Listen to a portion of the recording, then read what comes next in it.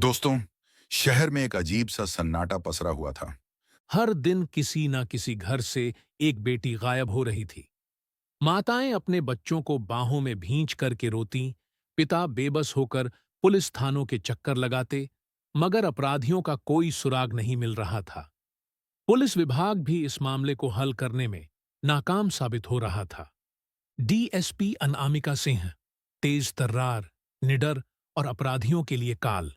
जब उन्होंने इन मामलों की फाइल देखी तो उनकी आंखों में आंसू छलक आए। एक नहीं, दो नहीं, बल्कि रोज दर्जनों मासूम लड़कियां गायब हो रही थीं। कुछ की लाशें गटर और नालों से मिलतीं, तो कुछ कभी नहीं मिलतीं। अनामिका समझ गई कि यह मामला किसी आम अपहरण का नहीं, बल्कि किसी बड़े गैंग का काम है, जो लड़कियों को किडनैप कर उन्हें या तो बेच देता है या मार डालता है।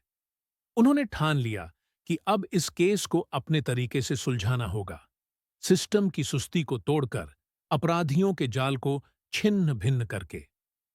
शहर के सबसे खतरनाक इलाके में, जहां से लड़कियां सबसे ज्यादा गायब हो रही थीं, वहीं पर अनामिका ने अपनी अगली चाल चली। वह एक मछुआ नगर किनारे बैठकर मछलियां बेचने लगी। उनका चेहरा धूल और मिट्टी से भरा था, आंखों में थकान थी और हाथों में टूटी फूटी मछलियों से भरी एक टोकरी। ठीक उसी वक्त इलाके का एक हवलदार वहां आया। उसे यह औरत संदिग्ध लगी। शायद उसकी शक्ल जानी पहचानी लग रही थी, मगर अपराधियों का गुणगान करने वाले भ्रष्ट पुलिस वालों को ईमानदार अफसरों की पहचान कहाँ होती। आप यहां क्या कर रही हैं? हवलदार ने घूरते हुए पूछा। अनामिका ने बिना सिर उठाए कहा, साहब, पेट पाल रही हूं। हवलदार को गुस्सा आ गया। उसे लगा कि यह कोई गरीब औरत है जिसे धमकाकर यहां से भगाया जा सकता है। उसने बिना कुछ सोचे समझे एक जोरदार थप्पड़ अनामिका के गाल पर जड़ दिया। अनामिका का सर एक पल के लिए झुक गया। उसकी आंखों में आंसू छलक आए, दर्द से नहीं, बल्कि गुस्से से। मगर वह चुप रही। हवलदार ने गालियां बकते हुए उसकी मछलियां सड़क पर फेंक दीं। मासूम मछलियां तड़पने लगीं, जैसे वे भी इस अत्याचार की गवाह हों। भीड़ जमा हो गई, मगर किसी की हिम्मत नहीं हुई कुछ कहने की। हवलदार वहां से निकल गया, मगर उसे अंदाजा भी नहीं था कि जिस औरत को उसने थप्पड़ मारा है, वह शहर की डीएसपी है। रात होते ही अनामिका ने अपनी असली पहचान अपने भरोसेमंद इंस्पेक्टर को बताई और हवलदार के बारे में पूरी जानकारी निकाली। हवलदार का नाम था राम शरण यादव। जब उसकी कॉल डिटेल्स चेक की गईं, तो एक बड़ा राज खुला। वह उसी गैंग के गुंडों से मिला हुआ था जो लड़कियों का अपहरण करता था। अब अनामिका को यकीन हो गया कि वह सही रास्ते पर थी। मगर यह तो बस शुरुआत थी। रात का अंधेरा घना हो चुका था, हवाओं में सन्नाटा था, मगर अनामिका के भीतर तूफान उठ रहा था। गाल पर अब भी हवलदार की उंगलियों के निशान थे, लेकिन उसके जहन में एक ही चीज गूंज रही थी, उन मासूम लड़कियों की चीखें जिनकी कोई आवाज सुन नहीं पा रहा था। अगले दिन अनामिका फिर से उसी जगह पर मछलियां बेचने बैठी, मगर आज उसकी नजरों में एक अलग ही आग थी। सड़क पर आते जाते चेहरों को वह ध्यान से देख रही थी। कई लोगों के चेहरे देखकर उसे अजीब सा एहसास हो रहा था, जैसे कुछ छिपाया जा रहा हो। दोपहर होने को आई थी जब एक दुबली पतली लड़की उसकी ओर बढ़ी। उसके कपड़े फटे हुए थे, आंखों में खौफ था। उसने धीरे से कहा, दीदी, मदद करो। अनामिका सतर्क हो गई। उसने बिना घबराए पूछा, क्या हुआ? लड़की ने इधर उधर देखा और कांपते हुए बोली, वो लोग वह लोग मुझे पकड़कर ले जाना चाहते हैं। अनामिका ने तुरंत उसे अपनी मछलियों की टोकरी के पीछे बैठा लिया और इधर उधर देखने लगी। तभी कुछ दूरी पर चार आदमी खड़े थे। उनकी आंखें शिकार की तलाश में थीं। उनके होठों पर अजीब सी मुस्कान थी। अनामिका समझ गई कि यह वही लोग हैं जो लड़कियों को गायब कर रहे हैं। लड़की की हालत देखकर उसका कलेजा फट रहा था, मगर उसने खुद को शांत रखा और धीरे से पूछा, तुम भागकर यहां तक कैसे आई? लड़की की आंखों में आंसू छलक आए। वह लोग बहुत सारी लड़कियों को एक सुनसान गोदाम में ले जाते हैं। वहां उन्हें बुरी तरह मारते हैं, भूखा रखते हैं। और फिर लड़की ने आगे कुछ नहीं कहा, मगर अनामिका सब समझ गई। तभी अचानक उन चारों में से एक आदमी इधर बढ़ा। उसके चेहरे पर वहशियत थी। उसने अनामिका को घूर कर देखा और फिर लड़की की ओर इशारा करते हुए बोला, ए मछली वाली, वो लड़की हमारी है, उसे हमारे हवाले कर दे, नहीं तो तुझे भी उठा लेंगे। अनामिका की मुट्ठियां भींच गईं, मगर उसने खुद को शांत रखा। कौन सी लड़की? उसने अनजान बनते हुए पूछा। आदमी गुस्से में आ गया। बहुत होशियार बनने की जरूरत नहीं है, यह लड़की भाग गई थी, इसे लौटाना ही पड़ेगा। अनामिका ने लड़की को अपनी टोकरी से और पीछे खींच लिया और बिना डरे बोली, मैं किसी की भी लड़की नहीं लौटाती, भाग जा यहां से। आदमी के चेहरे पर गुस्सा दौड़ गया। उसने अनामिका की कलाई पकड़ ली और जोर से झटका दिया, मगर अगले ही पल अनामिका ने इतनी जोर से उसकी कलाई मरोड़ी कि उसकी हड्डी छटकने की आवाज आई। आदमी चीख पड़ा। बाकी तीन लोग उसकी ओर दौड़े, मगर इससे पहले कि वे कुछ समझ पाते, अनामिका ने मछली काटने वाला चाकू उठाया और एक के गले पर रख दिया। उसकी आंखों में अब वह मछुआरे की नहीं, बल्कि पुलिस की जलती हुई आग थी। अब बोल, कौन कौन शामिल है इस धंधे में? अनामिका ने दहाड़ते हुए पूछा।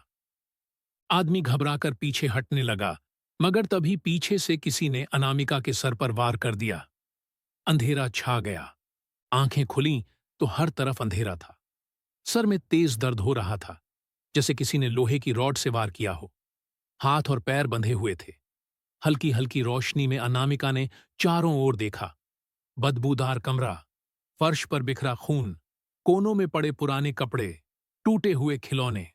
यहां कई मासूम लड़कियां कैद रही होंगी।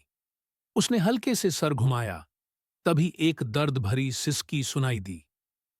एक दीवार के किनारे एक लड़की सिकुड़ कर बैठी थी। उसकी उम्र 15 से 16 साल से ज्यादा नहीं होगी। चेहरे पर गहरे जख्म थे, आंखों में सूखा खून और बदन पर कई जगह चोट के निशान। अनामिका ने उसे धीरे से आवाज दी, डरो मत, मैं तुम्हारी मदद करने आई हूं। लड़की ने सुनी तो सही, मगर उसकी आंखों में विश्वास नहीं था। शायद यहां हर किसी ने उसे सिर्फ धोखा ही दिया था। तभी दरवाजा धड़ाम से खुला। दो आदमी अंदर आए। एक की आंखें लाल थीं, शायद नशे में था। दूसरे के चेहरे पर दरिंदगी थी। तो तू पुलिस वाली निकली? पहले आदमी ने अनामिका के बालों को पकड़कर जोर से खींचा। बड़ी आई लड़कियों को बचाने वाली, दूसरे ने कहा। तुझे भी उन्हीं लड़कियों की तरह तड़पना पड़ेगा जिन्हें तू बचाने आई थी। अनामिका की आंखों में खून उतर आया, मगर अब भी वह बेबस थी। तभी उसने देखा, कोने में पड़ी लड़की घबरा रही थी, जैसे कुछ कहना चाहती हो। वह धीरे धीरे सरक कर अनामिका के पास आई और कान में फुसफुसाई, यहां कई लड़कियां बंद हैं, बहुत सारी। अनामिका का दिल तेजी से धड़कने लगा। उसे खुद की परवाह नहीं थी, मगर जितनी लड़कियां यहां कैद थीं, उनकी जान किसी भी वक्त जा सकती थी। तभी बाहर से किसी के चीखने की आवाज आई। दोनों आदमी चौकन्ने हो गए और भागकर बाहर गए। अनामिका ने झट से देखा। उसके हाथ बंधे थे, मगर उसने धीरे से रस्सी को हिलाना शुरू किया। लड़की कांपते हुए बोली, तुम यहां से बच नहीं पाओगी। जो एक बार यहां आता है, वह कभी जिंदा नहीं जाता। अनामिका ने गहरी सांस ली, दर्द को सहा और धीरे से कहा, जब तक मैं सांस ले रही हूं, तब तक इन दरिंदों को जीतने नहीं दूंगी। बाहर दरवाजे के पीछे किसी की परछाई दिख रही थी। कोई आ रहा था। दरवाजे के पीछे किसी के भारी कदमों की आहट सुनाई दी। अनामिका की सांसें थम गईं। आंखें दर्द से जल रही थीं, मगर दिमाग पूरी तरह सतर्क था। लड़की जो कोने में सहमी बैठी थी, उसकी आंखों से आंसू लगातार बह रहे थे। दरवाजा एक जोरदार धक्के से खुला। 3 आदमी अंदर आए। पहला वही था जिसने अनामिका के सर पर वार किया था। दूसरा आदमी लंबा चौड़ा था, जिसकी आंखों में दरिंदगी थी। तीसरा आदमी एक मासूम बच्ची को बालों से पकड़कर घसीटते हुए लाया। बच्ची मुश्किल से 8-9 साल की होगी। शरीर पर पुराने फटे हुए कपड़े, चेहरे पर चोटों के गहरे निशान। उसकी आंखों में जो खौफ था, वह किसी भी इंसान की रूह कंपा सकता था। वह इतनी डरी हुई थी कि चीखने की हिम्मत भी नहीं कर पा रही थी। पहले आदमी ने ढाका लगाया, देख पुलिस वाली, तुझे यहां से कोई बचाने नहीं आएगा। तूने बहुत ज्यादा खेल खेला है। अब तुझे भी उन लड़कियों की तरह मारकर फेंक देंगे। अनामिका ने जब्त कर रखा था, मगर जब उसने उस बच्ची की हालत देखी तो उसकी आंखों में खून उतर आया। बच्ची की आंखों में गहरे दर्द का सागर था। उसे बचपन में ही मरने के लिए छोड़ दिया गया था। दूसरे आदमी ने बच्ची को जमीन पर फेंका और जोर से ठोकर मारी। बच्ची दर्द से चीख भी नहीं पाई, सिर्फ कांपती रही। लड़की, जो कोने में बैठी थी, सिसकते हुए बोली, इन्हें रोक लो, वरना यह उसे मार डालेंगे। अनामिका का खून खौल उठा, मगर हाथ बंधे होने के कारण वह कुछ कर नहीं पा रही थी। तभी पहले आदमी ने कमर से चाकू निकाला और मुस्कुराते हुए बोला, इसकी बलि चढ़ाने का समय आ गया। अनामिका जोर से चिल्लाई, अगर तुम में जरा भी इंसानियत बची हो तो इसे छोड़ दो।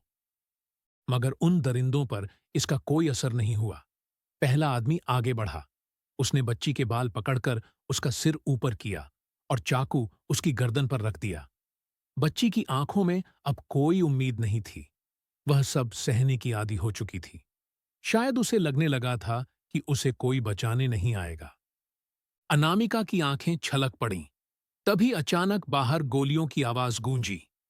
दरवाजे के बाहर हलचल मच गई। किसी ने जोर से चिल्लाया, पुलिस! तीनों आदमी चौंक गए। बाहर से लगातार गोलियां चल रही थीं। कोई चिल्ला रहा था, कोई भाग रहा था। अनामिका ने इस मौके को नहीं गंवाया। उसने पूरी ताकत से रस्सी को खींचा, मगर अब भी वह बंधी थी। बच्ची अभी भी कांप रही थी। उसे कुछ समझ नहीं आ रहा था। बाहर से किसी के भागने की आवाज आई। कोई अंदर आने वाला था, मगर वह दोस्त था या दुश्मन, यह अब भी साफ नहीं था। बाहर से गोलियों की आवाजें लगातार गूंज रही थीं। चीख पुकार मची थी। कोई भाग रहा था, कोई गिर रहा था। कमरे में खड़े तीनों दरिंदे सख्त में आ गए। उनके चेहरे पर पहली बार डर नजर आया। अनामिका की आंखों में उम्मीद की एक हल्की किरण चमकी, लेकिन अभी भी हाथ और पैर बंधे हुए थे। वह कुछ कर नहीं सकती थी, सिर्फ देख सकती थी। पहला आदमी चाकू हाथ में लेकर तेजी से दरवाजे की ओर भागा। देखता हूं कौन अंदर आता है। दूसरा आदमी, जिसने बच्ची को बालों से पकड़ रखा था, वहीं खड़ा रहा। उसकी आंखों में झुंझलाहट थी। अगर पुलिस अंदर आई तो हम सब मारे जाएंगे, तीसरा आदमी घबराकर बोला। पहले आदमी ने गुस्से से उसकी ओर देखा। तो क्या करें? छोड़ दें इन सबको?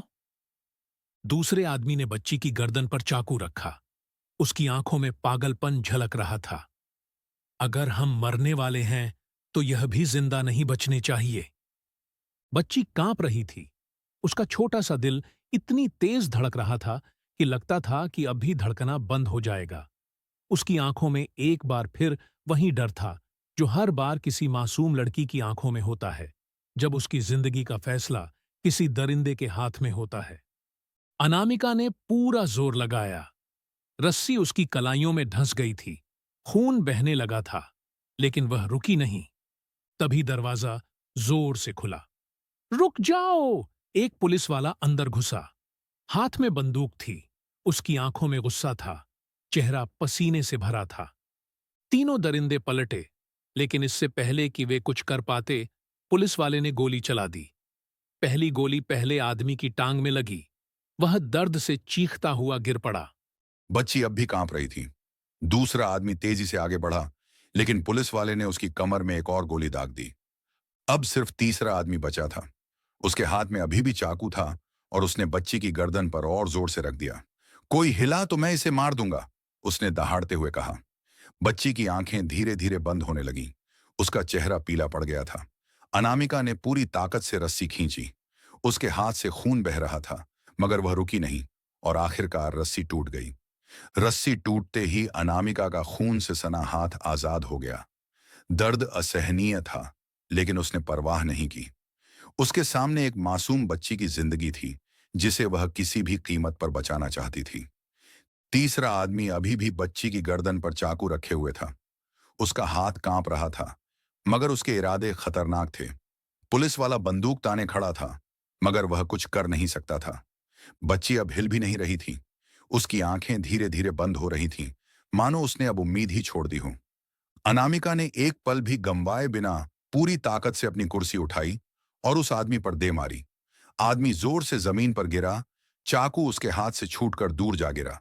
बच्ची का शरीर लाचार होकर जमीन पर गिर पड़ा।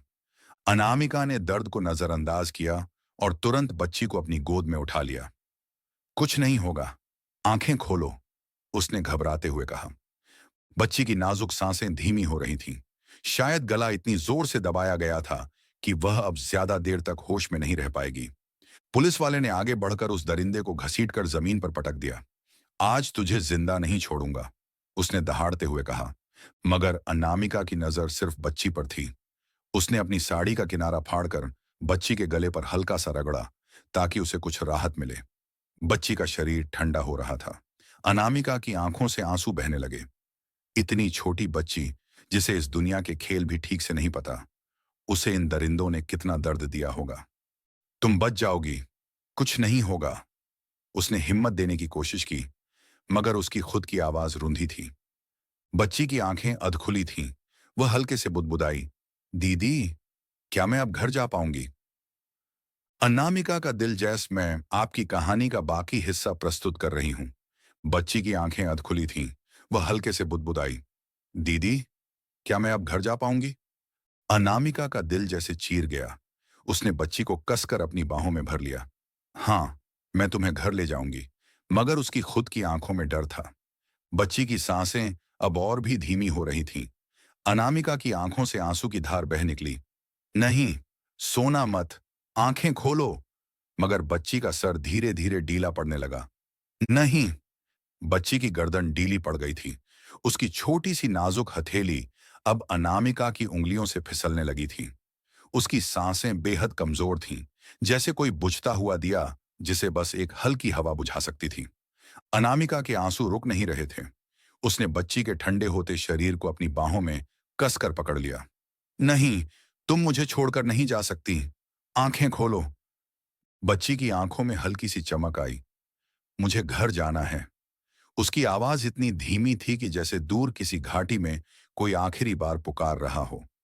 अनामिका का गला सूख गया। उसे लग रहा था कि उसके हाथों से जिंदगी फिसल रही है और वह कुछ नहीं कर पा रही। तभी बाहर से और पुलिस वालों के आने की आवाज आई। कई अधिकारी अंदर घुसे, घायल दरिंदों को घसीट कर ले जाने लगे। मगर अनामिका वहीं बैठी रही, बच्ची को गोद में लिए हुए, उसकी हर सांस गिनते हुए। एक पुलिस वाले ने पास आकर कहा, मैडम, हमें इसे तुरंत अस्पताल ले जाना होगा। अनामिका की आंखों में एक पागलपन सा उभर आया। अगर इसे कुछ हुआ तो मैं किसी को नहीं छोड़ूंगी। वह बच्ची को अपनी बाहों में उठाकर दौड़ पड़ी। खून से लथपथ हाथ, चोटों से भरा शरीर, मगर उसे खुद की कोई परवाह नहीं थी। रास्ते में बच्ची की सांसें और हल्की हो गईं। उसकी आंखें अधखुली थीं, मगर अब उनमें रोशनी नहीं थी। अनामिका का दिल बैठता जा रहा था। बच जाओ, प्लीज, बस थोड़ी और हिम्मत रखो। अस्पताल का दरवाजा देखते ही उसने पूरी ताकत से चिल्लाया, डॉक्टर, डॉक्टर! डॉक्टर और नर्स भागते हुए आए। बच्ची को स्ट्रेचर पर ले जाया गया। दरवाजे के उस पार वह जिंदगी और मौत के बीच झूल रही थी। अनामिका वहीं दरवाजे पर गिर पड़ी। उसकी आंखों से लगातार आंसू बह रहे थे। अगर इस बच्ची ने दम तोड़ दिया तो मैं इन दरिंदों की दुनिया ही खत्म कर दूंगी, उसने अपने जख्मों की परवाह किए बिना कसम खा ली। अंदर से मशीनों की आवाज आ रही थी।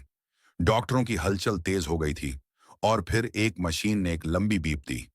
अनामिका की सांस अटक गई। क्या वह अब भी सांस ले रही थी या सब खत्म हो गया था? मशीन की लंबी बीप ने पूरे कमरे में सन्नाटा फैला दिया।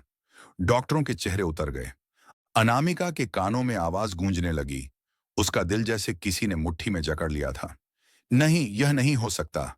वह दरवाजे से लपक कर अंदर घुसी। डॉक्टरों ने उसे रोकने की कोशिश की, लेकिन उसकी आंखों में जो तूफान था, उसे रोक पाना किसी के बस में नहीं था। बच्ची के नन्हे से शरीर पर तारें लगी थीं। डॉक्टर उसकी नब्ज टटोल रहे थे, मगर उनकी आंखों में मायूसी थी। अनामिका कांपती हुई आगे बढ़ी। उसके होंठ सूख गए थे। बच्ची, उठो, देखो, तुम्हें तुम्हारे घर ले जाना है। तुमने मुझसे वादा किया था। कोई जवाब नहीं आया। डॉक्टरों ने एक दूसरे की ओर देखा। एक ने गहरी सांस ली और कहा, हमें माफ कीजिए, हमने पूरी कोशिश की, लेकिन नहीं। अनामिका के अंदर से एक दिल चीर देने वाली चीख निकली। उसने बच्ची के ठंडे पड़ चुके हाथों को पकड़ लिया और अपनी आंखों से लगाकर रो पड़ी। तुम्हें जाना नहीं था, तुम बच सकती थी। मैंने तुम्हें बचाने की कसम खाई थी। कमरे में खड़े हर इंसान की आंखें भीग गईं। डॉक्टरों ने सिर झुका लिया। नर्स की आंखों में आंसू छलक पड़े। एक मासूम, जिसने अभी ठीक से दुनिया देखी भी नहीं थी, वह दुनिया की गंदगी का शिकार हो गई। अनामिका के हाथ खून से लथपथ, लेकिन अब वह दर्द से सुन्न हो चुकी थी। अगर मैंने उसे नहीं बचाया तो उन सैकड़ों लड़कियों का क्या होगा जो अभी भी उन दरिंदों के नरक में फंसी हैं। उसने बच्ची की आंखें धीरे से बंद की, उसके माथे पर हाथ फेरा और फिर धीरे से फुसफुसाई, अब तुम्हें कोई तकलीफ नहीं देगा, अब तुम्हें कोई नहीं छू पाएगा। फिर वह खड़ी हुई। उसकी आंखों में आंसू थे, मगर अब उनमें कुछ और भी था, जलता हुआ बदला। वह दरवाजे से बाहर निकली। उसका खून खौल रहा था। अब एक भी नहीं बचेगा। अनामिका की आंखों में अब आंसू नहीं थे, सिर्फ एक ज्वाला थी जो सब कुछ भस्म कर देने को तैयार थी। अब एक भी नहीं बचेगा, उसने खुद से कहा। रात के अंधेरे में वह सीधे अपने ऑफिस पहुंची। हाथों से खून सूखकर जम चुका था, मगर उसे परवाह नहीं थी। उसके कदम तेज थे, हर सांस में एक नया तूफान था। मुझे उन सब का नाम चाहिए जो इस गंदगी में शामिल हैं, उसने ऑफिस में घुसते ही चिल्लाया। उसके साथ ही अधिकारी चौंक गए। किसी ने उसे इस हालत में पहले कभी नहीं देखा था। इंस्पेक्टर राजन ने कहा, मैम, हमने 2 गुंडों को पकड़ लिया है, मगर सरगना अभी भी बाहर है। नाम क्या है? राजन थोड़ा हिचकिचाया। जिसे कोई नहीं छूता, जिसका नाम लेते ही लोग कांप जाते हैं, कैलाश ठाकुर। अनामिका के दांत भींच गए। कैलाश ठाकुर, वह नाम जो सालों से कानून से बचता आ रहा था, अब बचेगा नहीं। वह सीधे हथियार कक्ष में पहुंची, अपनी पिस्टल उठाई, बुलेट प्रूफ जैकेट पहनी और बाहर निकलने लगी। राजन ने रास्ता रोका। मैडम, यह बहुत बड़ा नेटवर्क है, अकेले मत जाइए, हमें ऑपरेशन करना होगा। अनामिका की आंखें गहरी लाल हो गईं। जब तक प्लान बनोगे, तब तक एक और बच्ची की लाश मिलेगी। मुझे अकेले जाने दो। राजन चुप हो गया। उसने पहली बार किसी की आंखों में इतनी नफरत देखी थी। अनामिका ने गाड़ी स्टार्ट की और तेज रफ्तार से शहर के बाहरी इलाके की ओर बढ़ी, जहां अंधेरे के पीछे मौत इंतजार कर रही थी। गाड़ी की रफ्तार हवा से बातें कर रही थी। अनामिका के हाथ स्टीयरिंग पर थे, मगर दिमाग में सिर्फ एक ही चीज थी, बदला। हर बीती हुई लड़की की चीख उसके कानों में गूंज रही थी। हर मां का रोता हुआ चेहरा उसकी आंखों के सामने था। आज यह खेल खत्म होगा। उसने गाड़ी शहर के बाहरी इलाके में एक सुनसान गोदाम के पास रोकी। यही वह जगह थी जहां से लड़कियां गायब होती थीं। चारों ओर अंधेरा था, बस अंदर से धीमी धीमी आवाजें आ रही थीं। दरिंदों की हंसी, किसी मासूम की सिसकियां। उसके खून में उबाल आ गया। उसने धीरे से अपने जैकेट की जेब ऊपर की, हथियार चेक किया और गोदाम की पिछली दीवार पर दबे पांव बढ़ी। एक टूटी हुई खिड़की से अंदर झांका। सामने का नजारा देख उसकी रगों में खून जम गया। करीब 7-8 लड़कियां जमीन पर बेहोश पड़ी थीं। उनके शरीर पर जगह जगह चोट के निशान थे। कुछ की सांसें तेज चल रही थीं, कुछ हिल भी नहीं रही थीं।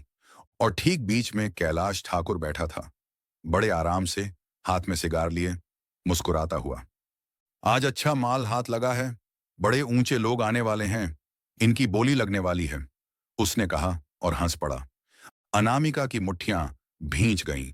उसकी सांसें इतनी तेज हो गईं कि अगर किसी ने ध्यान दिया होता तो वह गुस्से की गर्मी महसूस कर सकता था।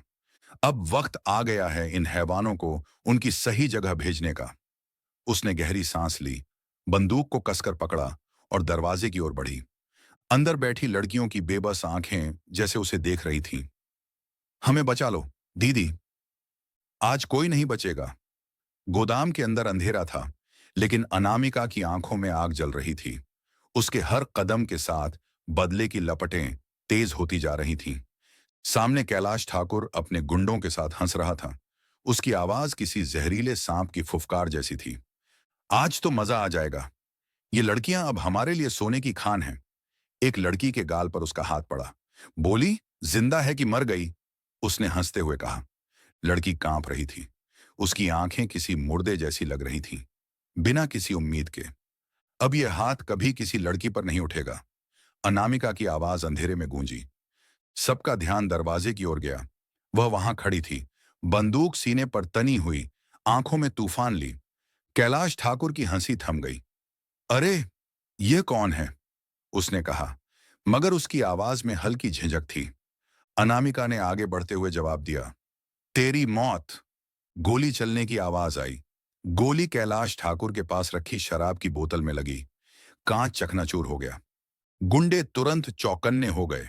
कुछ ने हथियार निकाल लिए, लेकिन अनामिका ने दूसरा मौका नहीं दिया। पहली गोली उस गुंडे की जांघ में लगी जिसने सबसे पहले पिस्टल तानी थी। 3 और गिर गए। अब कमरे में अफरा तफरी मच चुकी थी। लड़कियां डर के मारे दीवार की ओर सरकने लगीं। किसी की हिम्मत नहीं थी कि चीख सके। कैलाश ठाकुर अपनी जगह से उठा। उसकी आंखों में गुस्सा था, लेकिन अनामिका की आंखों में जो था वह गुस्से से भी ज्यादा खतरनाक था। बहुत लड़कियों की जिंदगी बर्बाद कर चुका है ना? वह धीरे धीरे उसकी ओर बढ़ी। अब तो चीखने की बारी तेरी है। गोदाम की छत से टपकता पानी नीचे गिर रहा था। खून की बूंदें जमीन पर फैल रही थीं। अंधेरे में खड़ी लड़कियां देख रही थीं। एक मसीहा उनके लिए हैवानों से टकराने आई थी। और अब यह रात मौत की रात बनने वाली थी। गोदाम के अंदर मौत की आहट गूंज रही थी। कैलाश ठाकुर अब भी अपनी जगह खड़ा था, लेकिन उसकी आंखों में अब जो डर था वह किसी शिकारी के शिकार बनने से पहले का डर था।